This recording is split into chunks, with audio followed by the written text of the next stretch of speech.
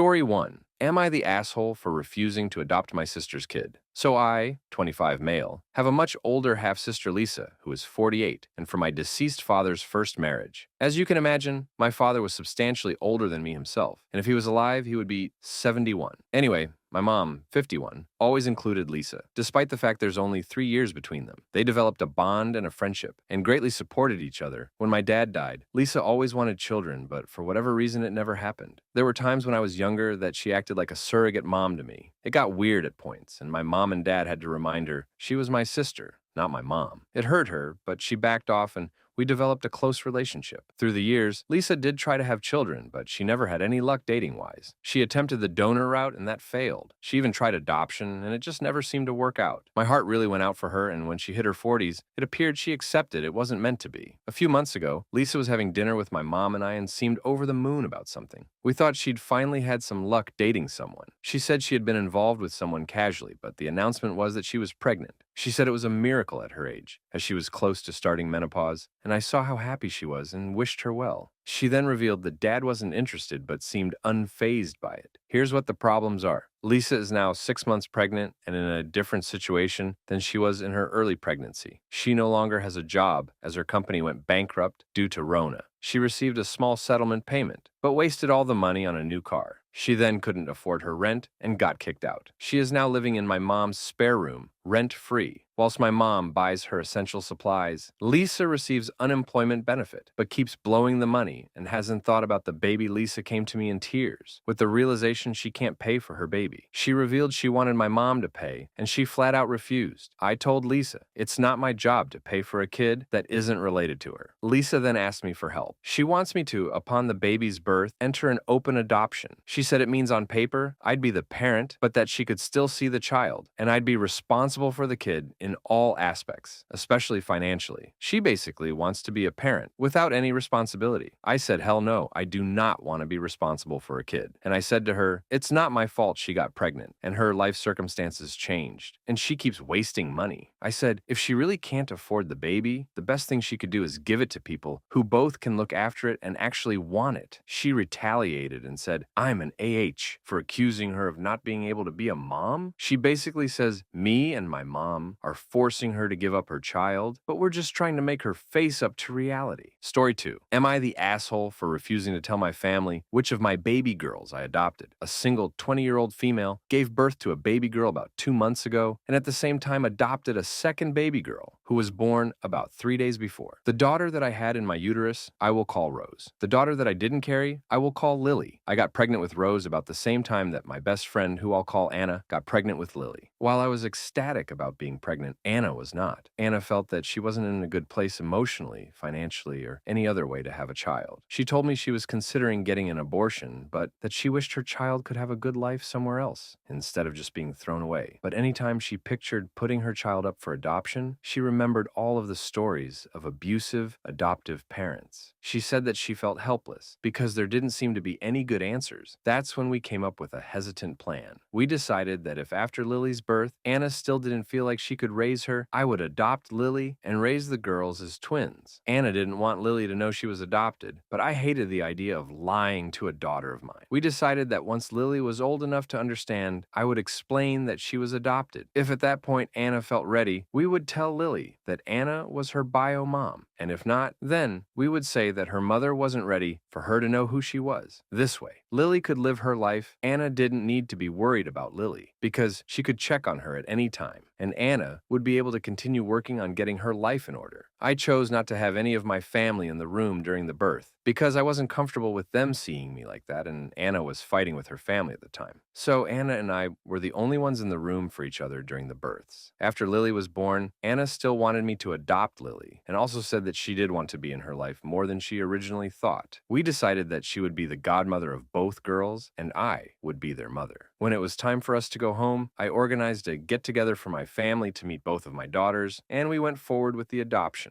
As soon as my grandmother met my babies, she asked me which one was my daughter, and I replied that they both were. She rolled her eyes and said that I knew what she meant. I told her that, no, I don't, because they are both my daughters. She got mad about that and asked me which one was my real daughter, and my parents backed her up, saying that I should tell them which daughter I had adopted. I got mad and asked them why it mattered. Both babies are my children. I'm breastfeeding both of them. I named both of them, and I was there through the entire pregnancy for both of them, even if I only carried one of them myself. This led to a fight with my family, insisting that I tell them which daughter's which, and me insisting that my grandmother apologized for implying that one of them wasn't my real daughter. My parents told me that I am being dramatic, pointlessly stubborn, ridiculous, and that they just wanted to know when dealing with the girls, which one was their granddaughter. I kicked all of them out and said that unless they apologized and stopped asking which daughters adopted, they would not get to see either of them. After they left, I sent out a text saying that I will tell them which one is adopted when I explained to her that she is adopted, but adopted or not, they are both my children. I also reiterated that until I get an apology and they agree to view my daughters equally, they will not see the girls, and I will not be talking to them. I received a massive amount of text, ranging from them demanding that I let them see the kids and telling me how I was cruel and selfish to deprive my daughters of their love, to pleading with me to just tell them which girl is which and let them see my daughters. After a few weeks of this, I said enough. The stress of trying to take care of two babies, adopt Lily, and deal with my family was too much. So I sent out another text telling them that I was serious when I said I won't tell them which daughters adopted. I then told them that I can't take their constant text anymore, and anyone that texts me something that doesn't start with an apology is getting blocked. Most of my family realized I wouldn't back down and stopped texting. I did have to block my brother, who sent me 2 paragraphs about why I should just give our parents and grandparents what they want, because it isn't worth the fight. I also had to block my mom, who texted me to tell me that no one was going to help me take care of the children until I told them the truth about who my real daughter is. Anna agrees with me that they shouldn't care which one is adopted and says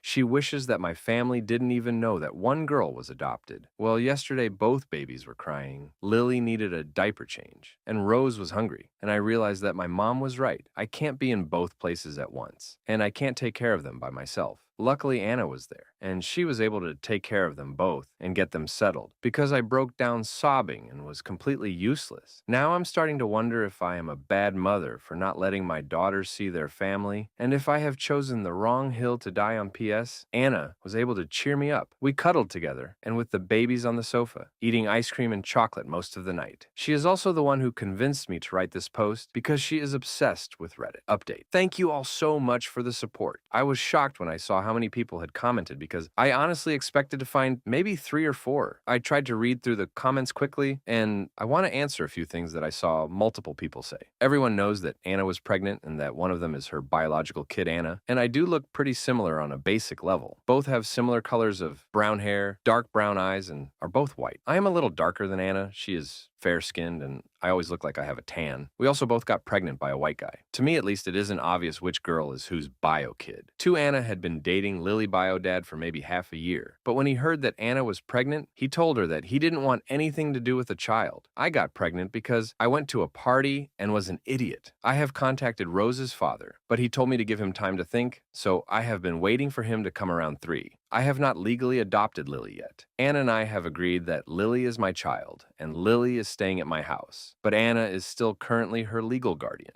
Right now, we are trying to figure out where Lily's father went. 4. I think I saw several people saying that I don't know how much work 2 babies will be. I definitely did not know what I was signing up for. Me and Anna thought we knew it would be hard, but this is not what I was expecting. Anna has been an absolute angel. She is probably the only reason I am still sane right now. After we realized our false expectations, Anna comes over almost daily, except for the 2 days before I had a mini breakdown and has fallen asleep at my house a few times while caring for the kids. Another friend of ours, who I'll call James, has also been stopping by. He doesn't help with the girls because, in his own words, I don't know what to do with a baby, but James makes food and cleans up the house a bit. I am eternal grateful to both James and Anna because I would be lost without them. 5. A lot of you have pointed out that telling Lily when she is old is a bad idea, and I agree with you. That was my idea. I didn't really think about how that could affect her when she was older. I'm going to talk to Anna about this because I don't want to cause my daughter any issues down the line.